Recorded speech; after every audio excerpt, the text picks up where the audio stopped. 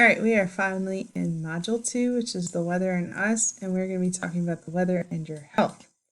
First, a disclaimer, I am not a medical professional, and this lesson does not represent medical advice. Okay, so the weather can be hazardous to your health. Since the beginning of time, the weather has played a key role in physical and social well-being of people and their environment.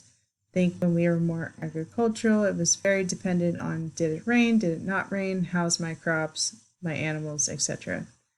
A little quote from Hippocrates, who's a Greek philosopher, lived from 460 to 370 BC, considered the father of medicine.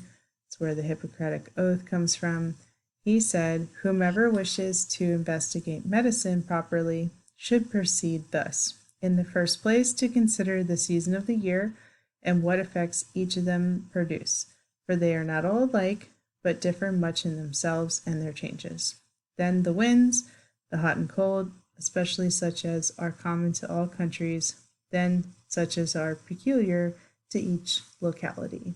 So he knew, even way back then, that weather has a direct impact on your health.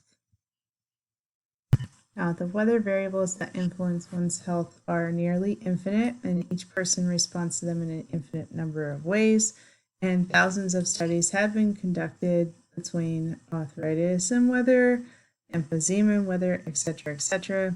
They've been correlated to wind speed and direction, amount of cloudiness, temperatures, relative humidity, pressure and pressure changes, and air pollutants. You see this little guy here, arthritis and the weather. Does it have a correlation? Not sure, right? Now, it's not clear cut and each person is different. There's been weather lore for centuries, right? One is a snow year is a rich year. I'm guessing that's because if it snows, we see a proper, harvest time. Later on, my crops are going to yield well, I guess, and so that makes me rich. I'm not sure. I couldn't really find much about that one. But the green Christmas makes for a fat churchyard. This one, a little bit shocking, right? It comes from the idea that there's a warm spell during Christmas time, which is December, which leads to early blossoms. Then there's this cold correction factor, because, the atmosphere always comes back into balance. And so we have crop failures, which then leads to food shortages and people get sick and die. So, fat churchyard. Yeah. Now, too much heat or cold, so too much hot, too much cold, too much rain or too little rain, all can lead to crop failure. So definitely directly influencing the growth of food. And so aches and pains, right? I kind of like this. I found this online. Barometric pressure changes, and then the amount of impact. Notice that correlated with high pressure, they put green, less impacts. And then when it's changing, they put more impacts. So when we're decreasing into a low pressure, we're going to see more aches and pains as opposed to a high pressure. So normally what happens, now it doesn't have to be your back, right? I have a back here, but it can be your knees, elbows, or wrists. For my sister, her nose broke, and I guess it didn't set properly or what have you. And so now she can feel pressure changes coming. And she'll text me and she'll be like, is there a pressure change coming? Because my nose hurts really bad. And normally she's right. So the nose knows. Just saying. Anyway, so normally the pressure inside our bodies are pushing outward to balance the crushing pressure of the atmosphere. But when something is out of balance, then it's going to hurt. So operations are particularly susceptible, or a broken bone area like my sister's nose. You see a very sad bone right here. Also, arthritis and connective tissue problems have been linked to sensitivity to falling pressure and increasing humidity, both of those together. So a more obvious one that many people can relate to is weather headaches. And these are triggered by a fall in barometric pressure, which can be a strong predictor of migraine attacks in some people, not all. Nearly 2/3 of people with migraines had attacks when the barometric pressure dropped, possibly due to some kind of effect of pressure sensitivity receptors in the brain. And that's not the only way you can get a headache. So apparently both wind and sunlight, even a brief 5 to 10 minute exposure, has also been known to trigger migraines. And of course, dehydration. So dehydration with high heat and humidity can be another trigger for migraines and headaches. I know I get one when I'm dehydrated, and this plays an overall role in your inflammatory process. So in the winter weather, these are some tips to prevent migraines. So remember winter. So stay warm, get enough vitamin D, avoid MSG, use a humidifier to keep the humidity consistent in your home, it says. Get enough sleep. Most people don't think about this, but sleep is a big part of your immune system, actually. Exercising is always good, right? As long as you don't hurt yourself. And eating properly, make sure you don't skip meals. Hydrating, avoiding dehydration. You can also get dehydrated in the winter. Surprise. Medicate wisely, don't make it worse. And wear migraine glasses. Other headaches. If you know a storm is coming, you might want to take medication preemptively to avoid that migraine. Because weather is only one trigger, it says to limit exposure to the other triggers like caffeine, alcohol, food additives, that MSG popped up here again, to lessen or prevent the attack from that drop in barometric pressure. Now, no matter the season, wearing sunglasses and staying hydrated is a good idea. Eating fruits and vegetables that are more than 90% water, like watermelon and cucumbers, can help. So I got you this yummy looking salad. I want some of that. It looks good. Okay, so then if we were in class, we would talk about if we had experienced any of these weather aches and pains, right? This person's having a bad day.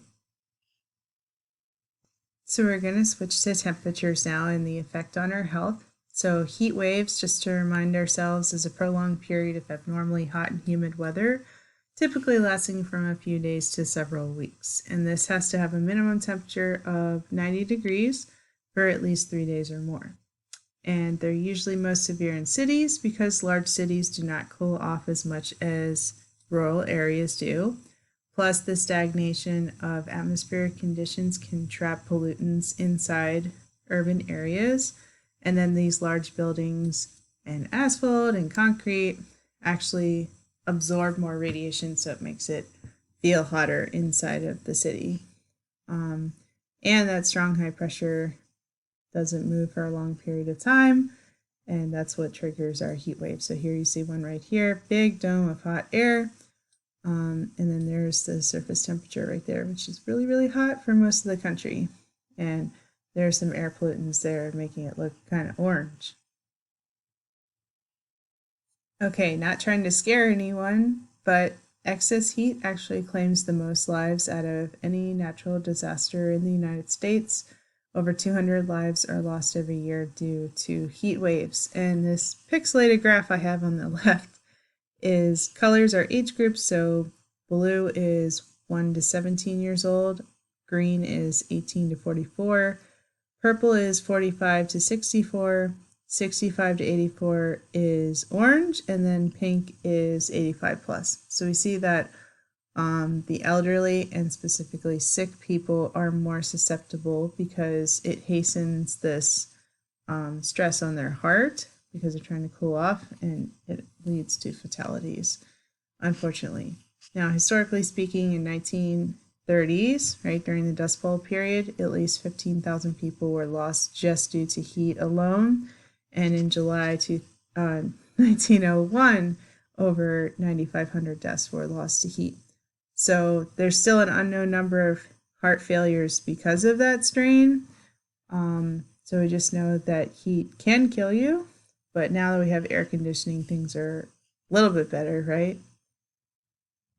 So why does that happen? The excess heat actually attacks the normal cooling system of our bodies. If our blood temperature goes above 98.6, which is considered normal, the hypothalamus gland, which is our natural thermostat, it's located here in your brain, increases blood flow, and your blood vessels will dilate so that blood can circulate more rapidly closer to your skin surface, and the excess heat is then vented into the air. as long as the air temperature is lower than your body temperature.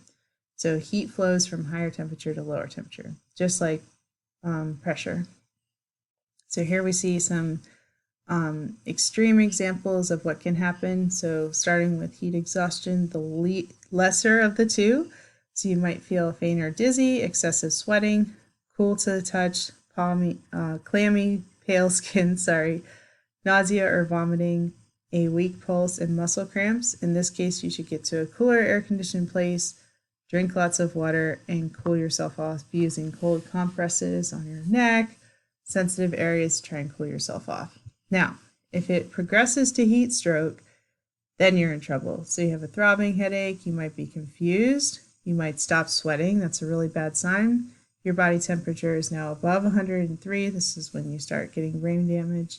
Hot, red, dry skin to the touch, nausea and vomiting, rapid pulse, and you might pass out, losing consciousness. So in this case, you need to call 911 immediately. This is an emergency. So call 911, move the person. It assumes it's not you. Move the person to a cooler place.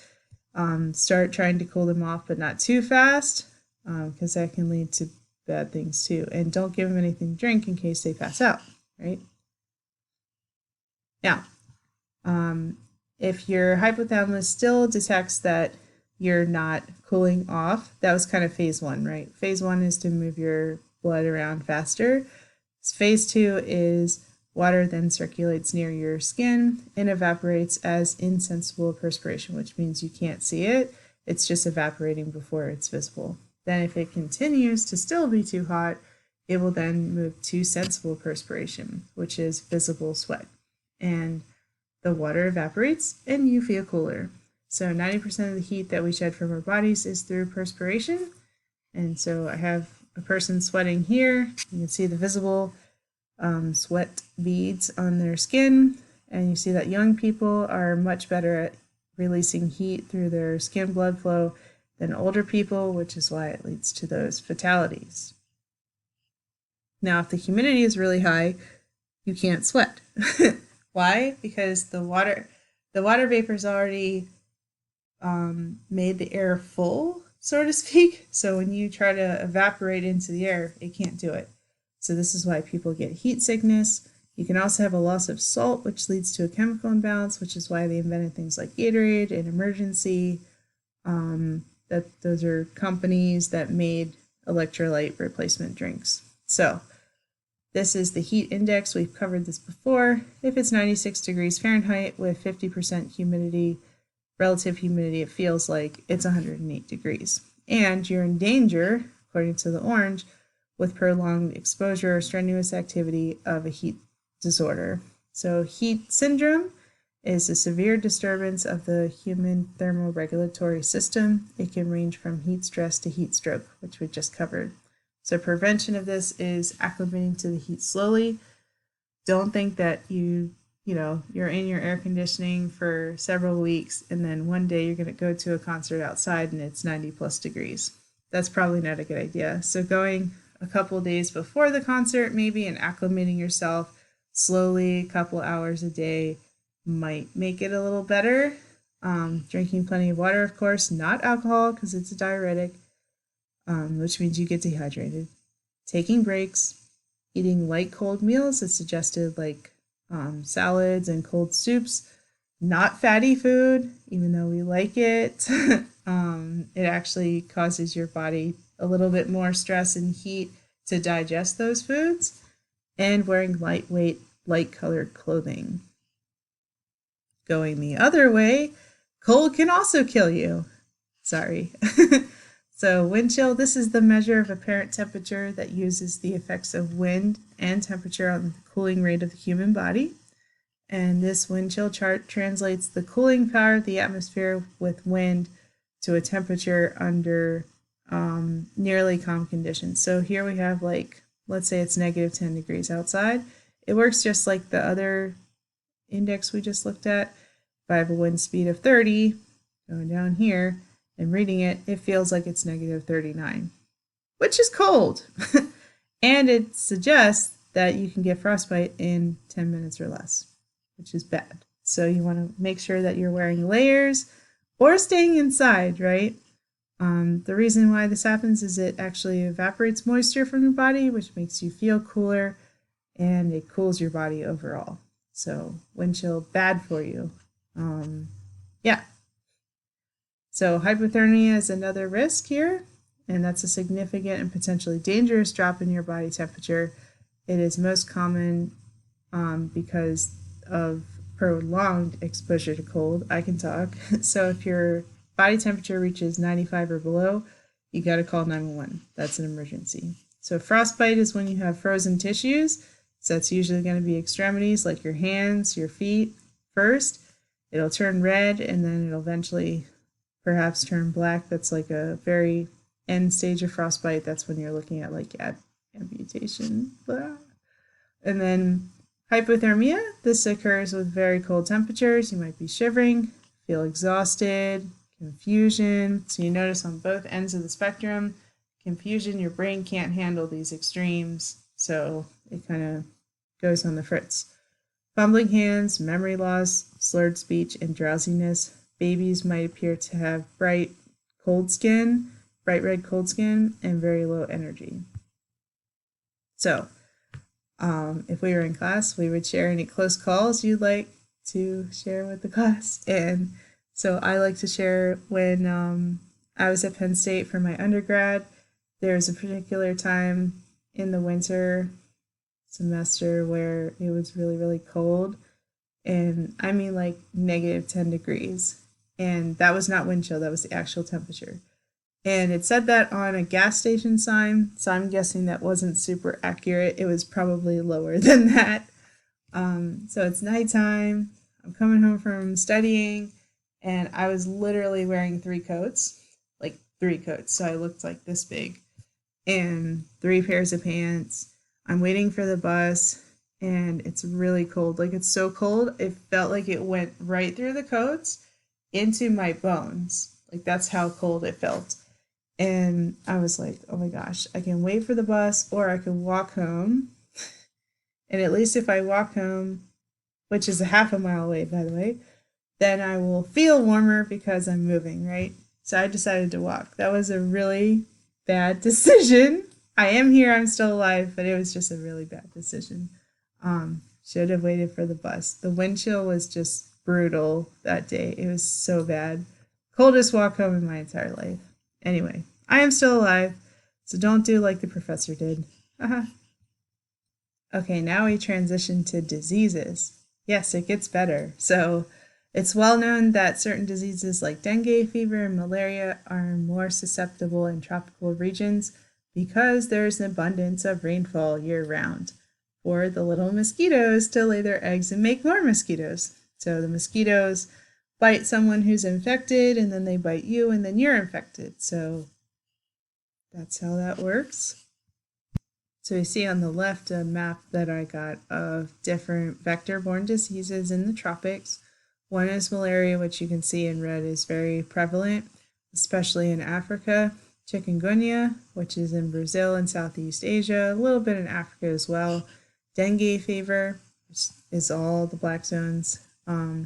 Yellow fever, which is kind of decreased a little bit. I think that one has a vaccine now. And then Zika, which was super big a couple of years ago in the United States. Okay, so how about the common cold? We're talking influenza or rhinovirus. It's called a cold because it seems to be associated with chilly weather. But cold doesn't make you sick, and I'm going to prove it. So here we go. It's because we're indoors most of the time, right? The cold weather makes us move inside, so we have more people inside small facilities interacting with each other. There's more indoor parties, family reunions, birthday parties, all that kind of stuff. And we have low humidity levels. So as you turn on your HVAC, which is your heating pump, it strains respiratory systems because of this low humidity. So what happens is the air from outside is one temperature, it goes into the HVAC heats it, but it doesn't add humidity. So as I heat it, my relative humidity goes down because the heated air can hold much more. So it comes in, it's really, really dry, which is bad. So it's bad for your lungs. And So you can help by getting a humidifier. I like this one, it's super cute.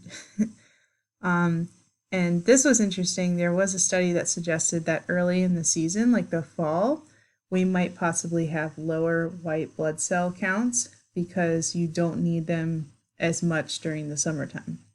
So summertime, nice and healthy, so I don't need as many white blood cells, so it goes down, but then when I need them in the fall, they're not there. So that's what that was suggesting.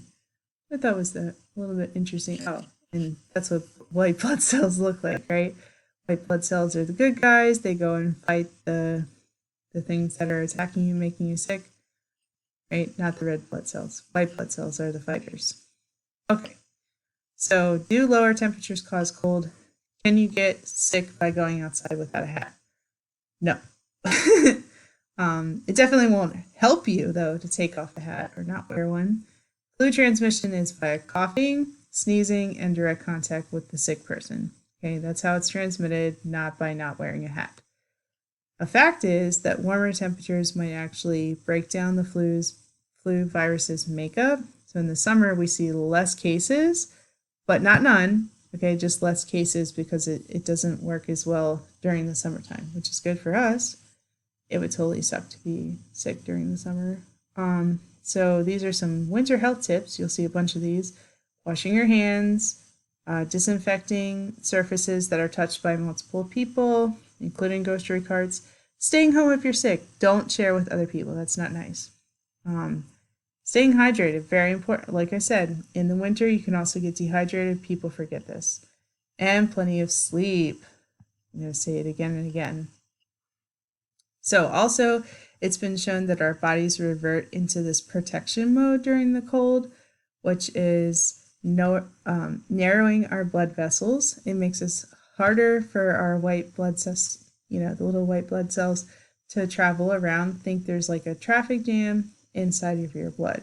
Also, the colder temperatures might slow down our immune systems in general, kind of like hibernating like bears. So that could be contributing factors. Now this one's 7 tips for prepping your home. It says doormats. So taking off your shoes get contaminated when you go outside. That's all I'm going to say about that. It's really gross. Taking off your shoes. Don't stomp it all around your house and contaminate your house. Eat healthy. Yep. Hydrate. Yep. Hand wash. Exercise. Good. Indoor plants. I just bought a bunch of plants. Instead of having an air filter, get something that's living, right? It gives you fresh oxygen. And regular cleaning. That's a good idea. How about lower humidities? Do lower humidities cause colds? Let's see. Well, the myth is that the flu doesn't affect warm climate areas. So if you go to Florida, no one ever gets sick, right? No. So if you want to pack up and move to a warmer climate to be safe, that's not how it works. The fact is that less water vapor in the air during the winter months makes it easier for infections to travel and proliferate. So in the summertime, if I have a block of air, then it's filled with water vapor. So there's less space for my infection droplets to enter the air. During the winter, I'll go over here. During the winter time, I take out that water vapor because it's dry now. So it's dry now, there's less water vapor. So what happens is the infection droplets plug in where the water vapor would have been. So now it's easier for the infection droplets to spread, which is kind of fascinating, but also terrifying at the same time. Now, how do I know what the right humidity is in my house? It's a good question. So if it's too dry, then you might notice you get zapped when you go touch metal things, right? Like your doorknob, your light switch, ow, ow, ow, I'm getting zapped. That's too dry. So then you need to add a humidifier. Or in the summer, it can be the other way. If it's too humid, your hair gets frizzy, right? You feel kind of like sweaty to the touch. Then you need an air conditioner. So I believe the ideal humidity inside is supposed to be 40 to 60%, because if you go above that, you get mold. And if you go below, then you get the zappy, right? So I have these things, not a sponsor, okay? They look like this. And you can see over here, I'm not good at this. There's a little smiley face. Oh, Now there's a sad face just when I picked it up. I guess it's reading my hand now. Um, Anyways, in the bottom corner over here on the left, there's a little sad face. It says, oh, your humidity is 65%, which is sad. But when it was just at 60, when I picked it up, it was happy. And then I'm guessing if it goes below in the other direction, it'll also give me a sad face.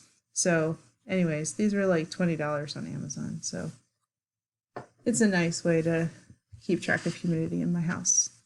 Okay. How about less sunlight? Does less sunlight cause colds? Well, you can only get the cold in the winter. You can only get the cold or flu during the winter. That's the myth. Actually, you can get the flu anytime during the year. So yes, the winter solstice does affect our daylight length. So your amount of daylight will go down as we go into the winter, which means there's less sunlight, which means there's less vitamin D for us humans. Now, vitamin D is actually known to be a crucial element for our immune system. So you need to consider either taking vitamins or taking walks during this time.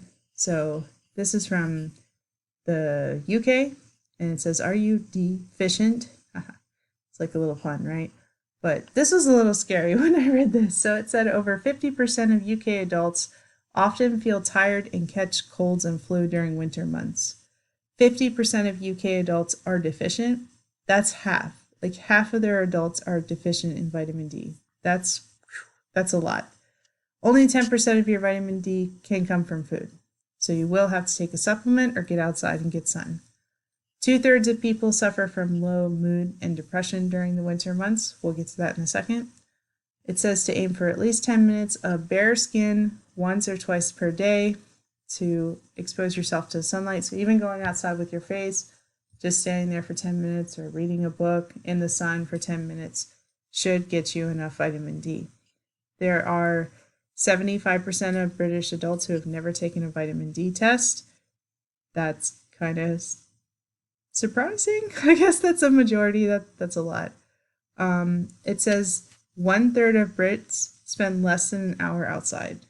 That was really scary to me. Like 1/3. Wow. And they also estimate that 40% of children are insufficient in vitamin D. So if the Brits have this, most likely us in the US have this problem as well. So go get your vitamin D. So I know this is the burning question, right? What about COVID, Professor? So in December 2019, it started this pandemic. It was an epidemic when I wrote this. Pandemic outbreak of coronavirus 19. And the question was, would it go away during the summertime? And we've been through 2 summers now, and we've seen that it kind of dips down a little bit, right? It doesn't disappear, unfortunately, but it does seem to behave similar to influenza. Now, the most important thing for any of these, dengue, malaria, flu, or COVID, is to take care of yourself, right? That exercise, sleep, hydrate, eating good, and keeping your immune system strong. Vitamin D, all vitamins, right? Taking a multivitamin, staying healthy, and listening to your medical professionals, right? Now, can it be worse in the winter? I read this study. It says they studied 40,000 patients in the UK, and they found during the course of the pandemic, it suggests that the disease becomes more severe, meaning more severe symptoms during the cold months as opposed to the warmer ones. So again, it might be suggesting that dry indoor air can encourage the spread of the disease. That's what they said. Interesting. Aha, allergies. You're like, no, Professor, don't go there. Yes, we must. So, top 5 allergy triggers, according to this urgent care, is pollen, animal dander, dust mites, insect stings, and mold. We're going to cover the bottom 3. So, sorry, no puppies in this class. Although puppies are cute. But dramatic weather changes can increase dust, mold, and pollens. So let's talk about hay fever. So hay fever is actually a sensitivity to ragweed pollen, and this peaks during hay harvest time, which is like in late August and early September. So they merged them together and it's called hay fever now. So associated with this is sneezing, coughing, and itchy eyes. It's highest in the Midwest, which you see here. Don't go in the red zone. No. So that's hay fever. And then there's tree pollen, right? So tree and grass pollens become problems during the spring. During normal springtime, we have trees blossoming at a staggered rate. So you might have like oak and then ash and then maple, da da da da da. But in abnormal seasons where there's a late spring arrival, many trees will pollinate at the same time. So the pollen levels become extreme, and it might do something like this. Pollen apocalypse. This is from 2019. I didn't make that up, by the way. That's what they called it. This is the picture from North Carolina. Super scary. All of the green and yellow that you see is pollen. Lovely, right? So these little pollen areas tend to be very localized. Spring pollen levels can fluctuate widely and tend to be site-specific. It depends what kind of trees you have in your yard, basically, and your city. So dry, breezy weather favors transport of pollen. We know that rain makes it a little bit better, right? Moist weather will keep that close to the ground, but then it can generate mold, and mold can be even worse. So like, do you want the pollen or do you want the mold? I'd like neither, but it doesn't seem like that's going to happen. Also, those humidifiers we talked about earlier can create mold and mildew. Right? So make sure you monitor frequently. Change filters if they have them. Some of them are filter free now. And clean it regularly. So I believe the suggestion is every week or something, but at least do it every month. Like, you got to clean it. It gets real nasty in there. Okay. So, sad and other moods. There's little doubt that the weather has an impact on our moods. Long stretches of cloudy, rainy weather can lead to the blues, right?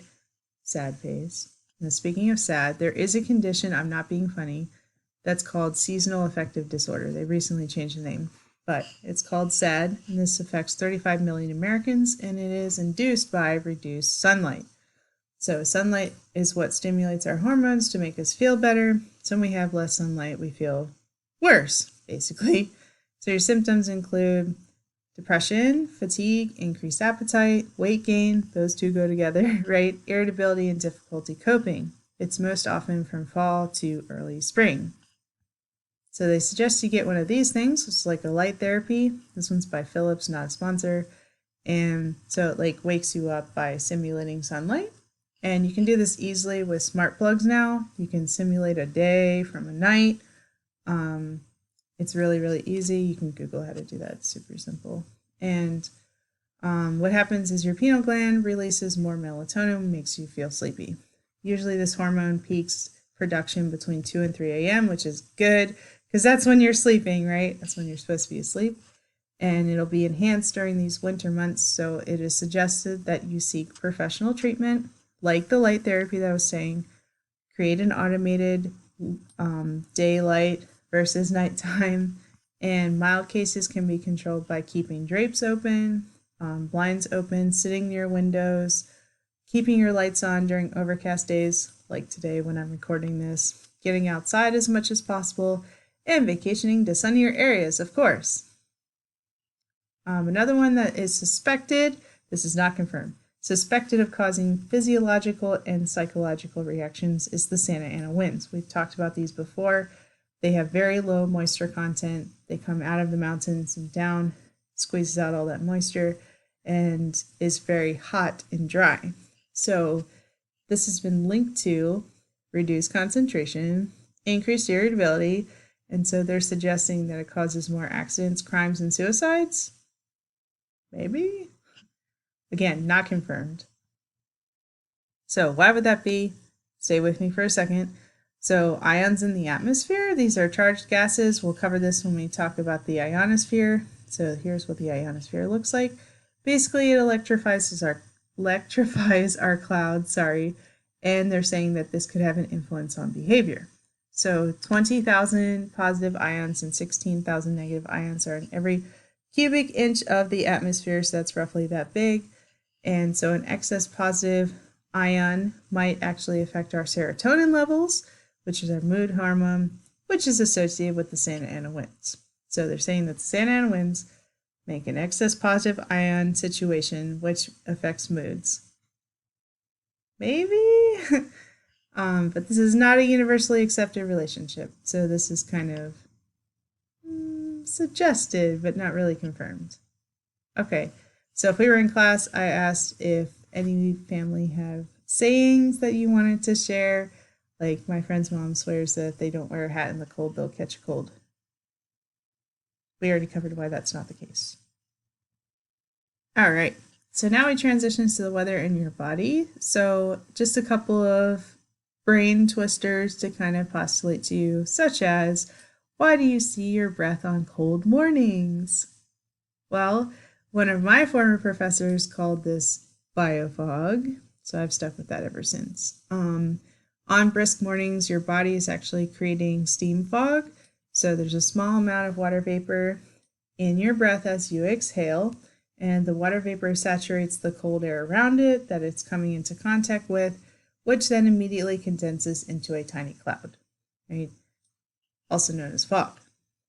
So it disappears as quickly as it formed because the water vapor from your breath is being mixed out into the vast majority of the surrounding air, which is unsaturated or dry, which we've talked about a lot at this point. So ta-da! BioFog. And I give you this little kid who's making BioFog.